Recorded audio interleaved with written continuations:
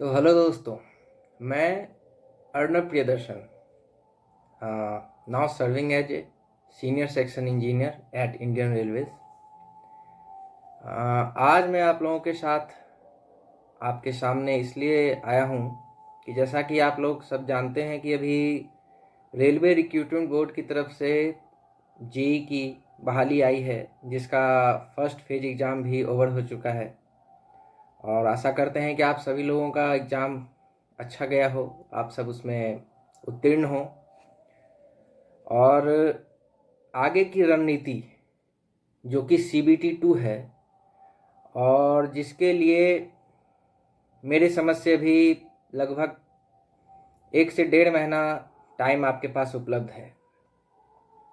तो इस टाइम को आप कितने अच्छे से यूटिलाइज करते हैं, ये आपके CBT 2 क्लियर होने की प्रोबेबिलिटी को उतना ही ज़्यादा बढ़ाएगा।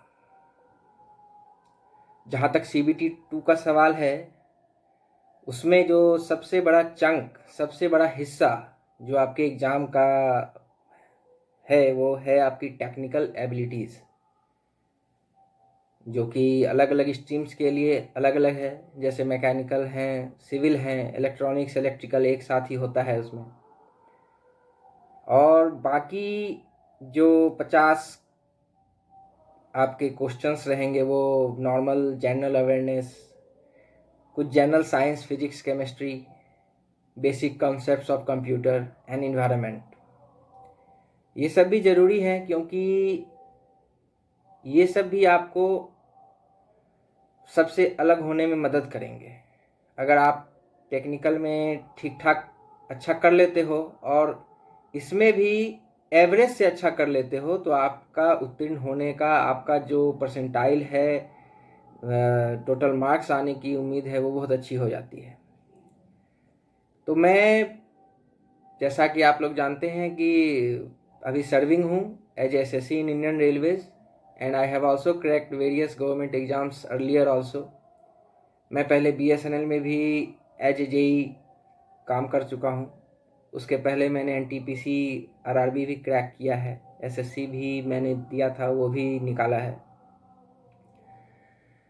तो इसमें मैं अपनी प्रिपरेशन जर्नी का कुछ भाग, कुछ जो महत्वपूर्ण चीज़ें हैं वो आपके साथ शेयर करूँगा YouTube के माध्यम से, इस वीडियो के माध्यम से। और मैं आपको मेरे कैलिबर के हिसाब से मैक्सिमम मदद करने की कोशिश करूँगा कि आप CBT 2 को अच्छे तरीके से क्रैक कर पाएँ। तो चलिए देखते हैं कि एक लमसम नंबर ऑफ क्वेश्चंस कितने किससे रहते हैं और क्या इसका एरिया ऑफ कंसर्न है, क्या बुक, क्या मटेरियल, क्या आप रेफ़र करें जो कम टाइम में ज़्यादा आउटपुट दे। क्योंकि एट द एंड आपको मार्क्स चाहिए। आपको कोई PhD नहीं होना है, आपको कोई बहुत बड़े बड़े इंस्टीट्यूशन का बहुत लंबा चौड़ा बुक नहीं पढ़ना है। आपको पढ़ना है सटीक मटेरियल जिससे एग्ज़ाम क्लियर हो, ना कि आपको साइंटिस्ट बनना है। ठीक है, तो आइए चलिए देखते हैं क्या क्या मटेरियल है और इस मुहिम को और आगे बढ़ाएं और अपने लोग, दोस्त, जो भी आपके प्रियजन हैं उन तक पहुंचाएं। और जितना ज़्यादा आप इस चैनल को सब्सक्राइब करेंगे, जितना ज़्यादा शेयर और लाइक करेंगे, उतना ज़्यादा ये चैनल आगे बढ़ेगा और सबके तक पहुंचेगा, जिससे सभी की मदद होगी। तो आशा करते हैं कि आप ज़रूर इस चैनल को सब्सक्राइब करेंगे। तो चलिए शुरू करते हैं कि क्या पढ़ें, कैसे पढ़ें, कहाँ से पढ़ें। ओके।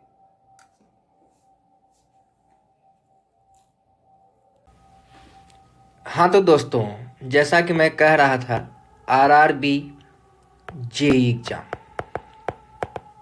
2025, इसमें आपके general awareness 15 questions, physics and chemistry 15 questions, computer basic 10 questions, environment and pollution, ध्यान रखें पॉल्यूशन से क्वेश्चंस आते हैं, 10 क्वेश्चंस, और at last technical abilities, 100 questions. देखिए दोस्तों, general awareness plus physics, chemistry plus computer के लिए आप एक ही सोर्स यूज में लें, वो है क्राउन जीके। और जो लूसेंट शुरू से पढ़ते आ रहे हैं वो लूसेंट भी यूज कर सकते हैं।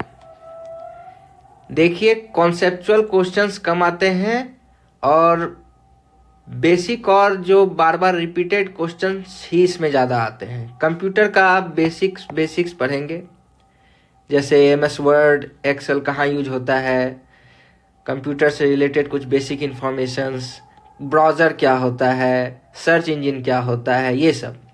Physics chemistry 10th level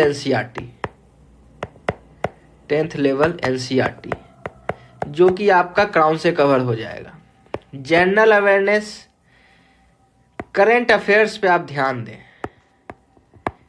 speedy की बुक आती है, इसका 1 लाइनर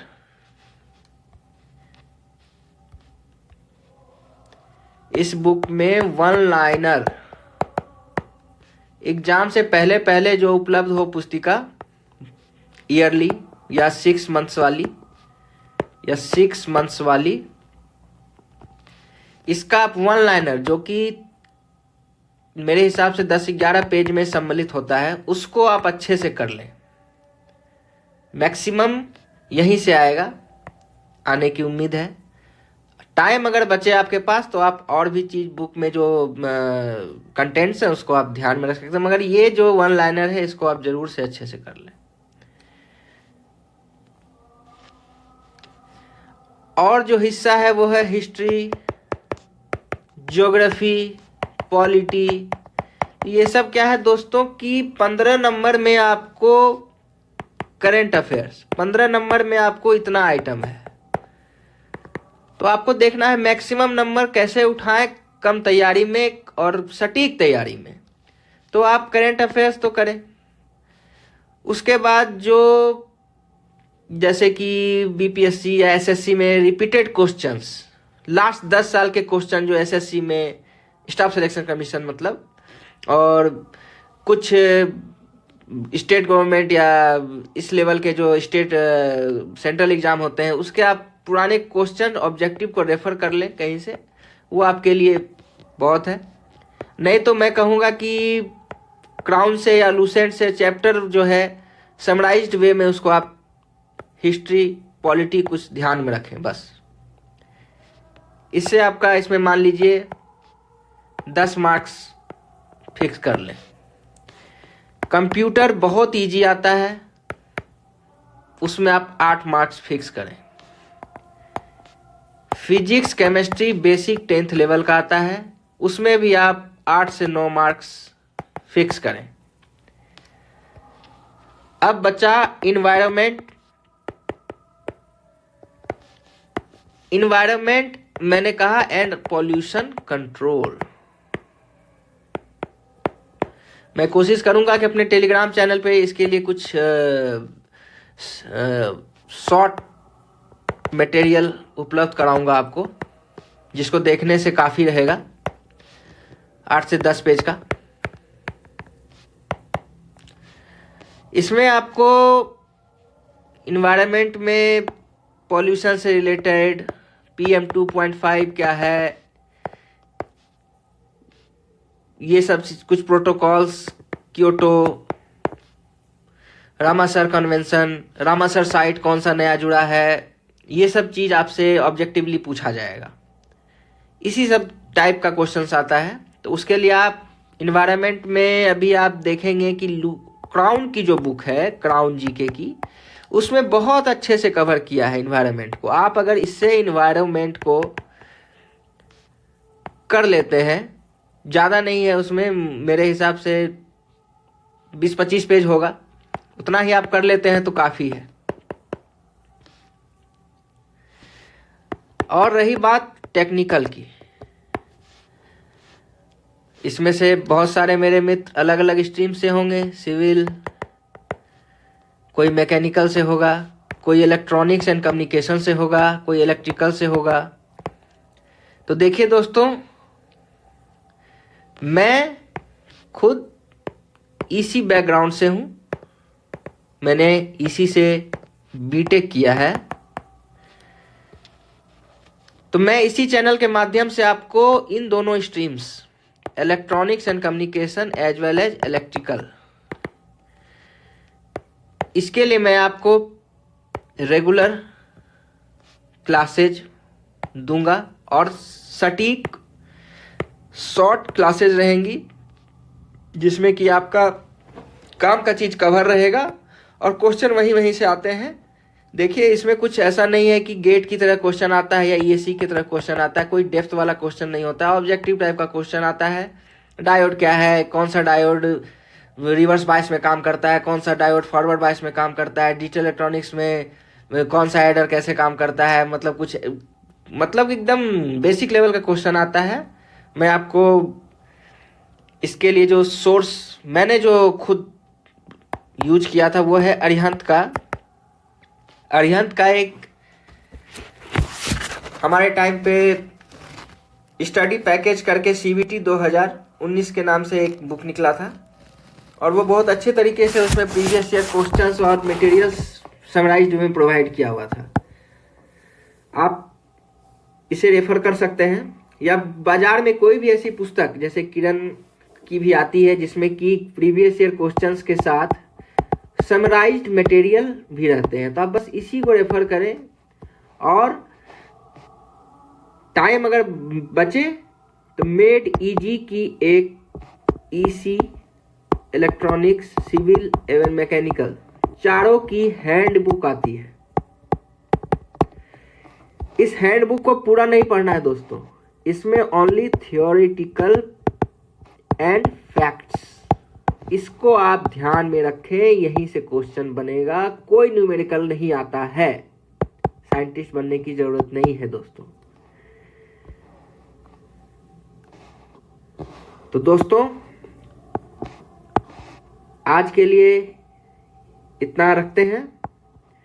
मैं जल्द से जल्द अगला वीडियो लेके आता हूं, जिसमें आपको डिटेल्ड में मैं इलेक्ट्रॉनिक्स के बारे में भी इंफॉर्मेशन दूंगा, और आगे क्या रणनीति होनी चाहिए इसके बारे में भी बताऊंगा। चैनल पे बने रहने के लिए इसको जरूर सब्सक्राइब करें और एक लाइक और शेयर भी करें। Thank you.